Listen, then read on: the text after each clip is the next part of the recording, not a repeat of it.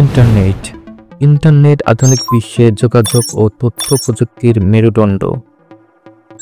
এটি বিশ্বব্যাপী মানুষকে যুক্ত করে জ্ঞান, শিক্ষা, ব্যবসা ও বিনোদনের এক নতুন দিগন্ত উন্মোচন করেছে। ডিজিটাল বাংলাদেশ গড়ার পথেও ইন্টারনেট গুরুত্বপূর্ণ ভূমিকা রাখছে। তবে গ্রাম শহরের ব্যবধান, মূল্য ও গতি এই তিনটি চ্যালেঞ্জ মোকাবেলা করে সকলের জন্য সমান সুযোগ নিশ্চিত করাই এখন সরকারের প্রধান লক্ষ্য হওয়া উচিত।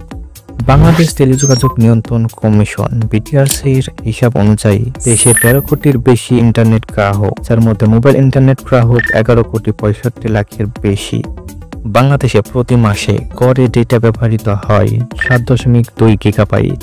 আমাদের পার্শ্ববর্তী দেশ ভারতে প্রতি মাসে গড়ে ডেটা ব্যবহৃত হয় 27.5 গিগাবাইট। বিশ্বে সবচেয়ে কম মূল্যে গ্রাহকদের ডেটা প্রদান করে থাকে ইসরায়েল। ইসরায়েলে প্রতি জিবি ডেটার গড় মূল্য 4.8 টাকা। ভারতে প্রতি জিবি ডেটার গড় মূল্য 30.7 টাকা এবং বাংলাদেশে প্রতি জিবি ডেটার গড় মূল্য 39 টাকা। বাংলাদেশে ইন্টারনেটের দাম এখনো তুলনামূলকভাবে অনেক বেশি, যা সাধারণ মানুষের প্রযুক্তি ব্যবহারে বড় বাধা হয়ে দাঁড়িয়েছে।